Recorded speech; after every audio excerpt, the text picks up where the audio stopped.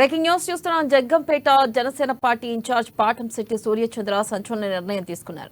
Telugu Desam party జాతీయ అధ్యక్షులు Nara Chandrababu Naidu, Janasena party అధ్యక్షులు పవన్ కళ్యాణ్ కలిసి వచ్చే సార్వత్రిక ఎన్నికల్లో పోటీ చేసే ఎమ్మెల్యే అభ్యర్థులను ప్రకటించారు. ఈ క్రమంలో జగ్గంపేట తెలుగుదేశం పార్టీ అభ్యర్థిగా జ్యోతుల నెహ్రూను ప్రకటించారు. దీంతో జనసేనకు చెందిన టికెట్ ఆశించిన నేత తాను తన భార్య ఆత్మహత్య చేసుకుంటామని ప్రకటించారు. 5 సంవత్సరాలు నేను ప్రజలతో మమేకమై ప్రజల్లోనే ఉండి ప్రజల సమస్యలపై పోరాడిన నాకు ఇలాంటి శాస్తి జరగడం బాధించిందని ఆవేదన వ్యక్తం చేశారు.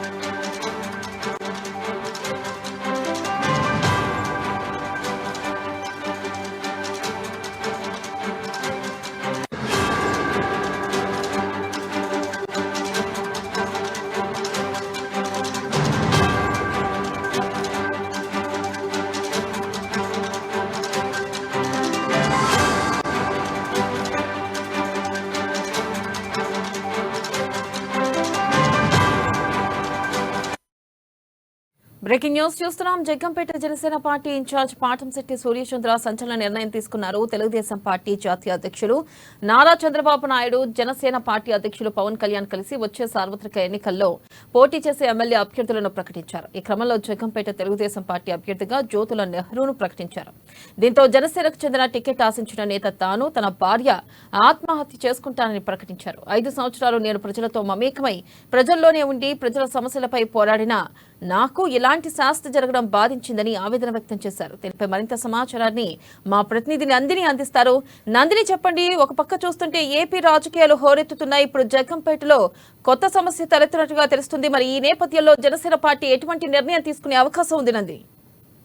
గుడ్ మార్నింగ్ వెన్నెల. ఏదైతే నిన్న టీడీపీ జనసేన ఇద్దరు అధినేతలు ప్రకటించిన సీట్లకు సంబంధించి కొంతమంది సంబరాలు చేసుకుంటే మరికొంతమంది అయితే ఎక్కెక్కి ఏడ్చుతున్నారు, వారికి సీటు రాలేదని చెప్పేసి. ముఖ్యంగా చూసుకున్నట్లయితే ఉమ్మడి తూర్పుగోదావరి జిల్లాలో ఎక్కువగా కూడా జనసేన టీడీపీకి బలం అయితే ఎక్కువగా ఉంది. అయితే ఈ నేపథ్యంలోనే చాలా మంది ఆశావాహులు అయితే తమకే సీటు వస్తుందని కూడా ఆశాభావాన్ని వ్యక్తం చేశారు. అయితే ఏదైతే 94 సీట్లు టీడీపీ ప్రకటించిందో 5 సీట్లు కేవలం 5 సీట్లు మాత్రమే జనసేన ప్రకటించిందో అయితే 5 సీట్లలో కూడా అసమర్థత అయితే వెల్లువెత్తుతుందని చెప్పాలి. ముఖ్యంగా ఏదైతే మనం చూసుకున్నట్లయితే ఇటు జగ్గంపేట, అలాగే జగ్గంపేట, పిఠాపురం, కాకినాడ రూరల్ ఎక్కువగా కూడా జనసేనకు బాగా బలం ఉందనే చెప్పాలి. ముఖ్యంగా ఏదైతే కాకినాడ రూరల్ అయితే సీట్ అనౌన్స్మెంట్ చేశారో అయితే జగ్గంపేటకు సంబంధించి టీడీపీ కంచుకొట్టుగా ఉన్న జగ్గంపేట అయితే నెహ్రూ ఎప్పటి నుంచో కూడా అక్కడ పాతుకుపోయి ఉన్నారు. ఆయన గత 2 దశాబ్దాలుగా కూడా అక్కడ టీడీపీ నుంచి అయితే ఎమ్మెల్యేగా గెలుపొందారు. ఆయన వైసీపీ నుంచి కూడా గెలిపినప్పుడు కూడా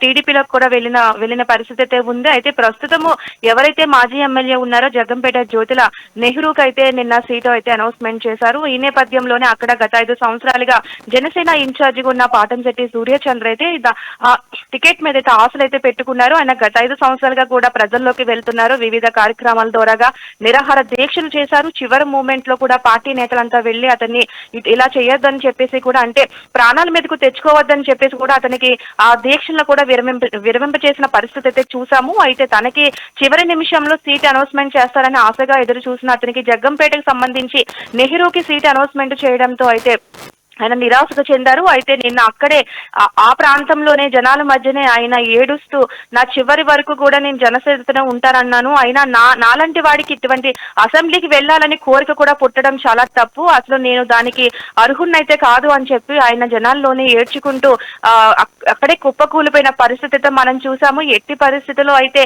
టీడీపీకి నన్ను కాదని టీడీపీకి ఇచ్చారు, నేను టీడీపీకి సపోర్ట్ చేసే చనిపోతాను, నేను నా భార్య ఇక్కడే టీడీపీ టికెట్ ని 2 అధినేతలకు గిఫ్ట్ గా ఇచ్చిన తర్వాతే నేను మరణిస్తానని చెప్పేసి ఆయన చేసిన వ్యాఖ్యలు అయితే రాష్ట్ర వ్యాప్తంగా కూడా ఒక సంచలనంగా మారాయనే చెప్పాలి. ఇప్పుడు అందరూ కూడా జనసేన జగ్గంపేట మీద చర్చ జరుపుతున్నారు. ఎందుకంటే ఇప్పుడు ఈ ఉమ్మడి పొత్తులో భాగంగా కొన్ని ఏదైతే త్యాగాలు చేయాలని ముందు నుంచి కూడా అధినేతలు చెప్తున్నప్పటికీ కొన్ని నియోజకవర్గాల్లోనే అదైతే జరుగుతుంది, కొన్ని నియోజకవర్గాల్లో ఎట్టి పరిస్థితుల్లో సపోర్ట్ చేసేది లేదు అంటున్నారు. ఇక్కడ జగ్గంపేట చూసుకోవచ్చు, అలా కాకినాడ రూరల్ కూడా అదే పరిస్థితి నెలకొంది.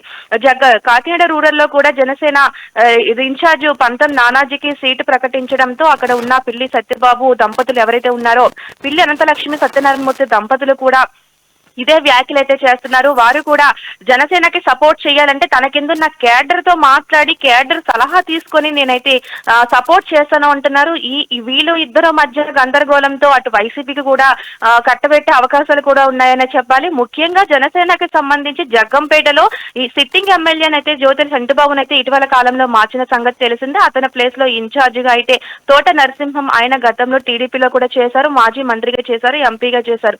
తోట నరసింహాన్ని అయితే అక్కడ సిట్టింగ్ ఎమ్మెల్యేగా అయితే ఖరారు చేశారు. ఆయన అయితే జనాల్లోకి తిరుగుతున్నారు. కానీ జగ్గంపేటలో సంబంధించి జగ్గంపేట మాజీ ఎమ్మెల్యే నెహ్రూకు తోట నరసింహానికి అయితే గట్టి పోటీ అయితే ఉంటుంది.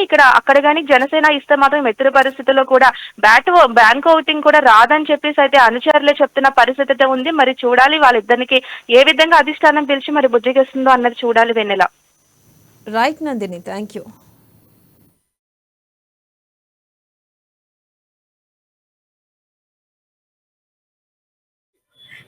ఒక అతి సామాన్యుడైనటువంటి ఒక రైతు కుటుంబంలో పుట్టినటువంటి చిన్న సామాన్యుడిని మరి ఎమ్మెల్యేగా పోటీ చేయాలి, ఎమ్మెల్యేగా గెలవాలి. 18 సంవత్సరాలు సర్పంచ్ గా చేసి 5 సార్లు రాష్ట్ర ఉత్తమ సర్పంచ్ అవార్డులు, 3 సార్లు ప్రధానమంత్రి చేత అవార్డులు తీసుకుని బురుపూడి గ్రామాన్ని దేశంలోనే ఒక ఆదర్శంగా చేశాను. జగ్గంపేట నియోజకవర్గాన్ని భారతదేశంలోనే ఒక ఆదర్శంగా చేయాలని ఎమ్మెల్యేగా ఆశపడడం అనేది చాలా పొరపాటుగా భావిస్తూ నాలాగా ఏ సామాన్యుడు కూడా రబ్బర్ చెప్పులు వేసుకునే ఎవ్వరూ కూడా ఎమ్మెల్యేగా అసెంబ్లీలోకి అడుగు పెట్టాలనే ఆలోచన లేకుండా మరి ఈ రోజు 11:30కి చంద్రబాబు నాయుడు గారు, పవన్ కళ్యాణ్ గారు చెప్పిన వెంటనే నేను ఆహారం ముట్టడం మానేశాను, కేవలం మంచినీళ్ళు మాత్రం తాగుతున్నాను.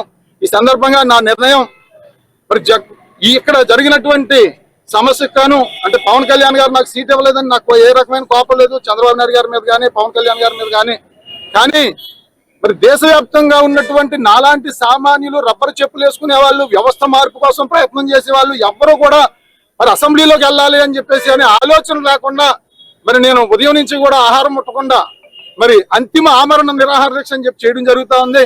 ఈ ఆమరణ నిరాహార దీక్ష ద్వారా ప్రతి ఒక్కరికి కూడా నేను తెలియజేసేది, సామాన్యుడు ఎమ్మెల్యేగా వెళ్ళాలని మీరు కుటుంబాల్ని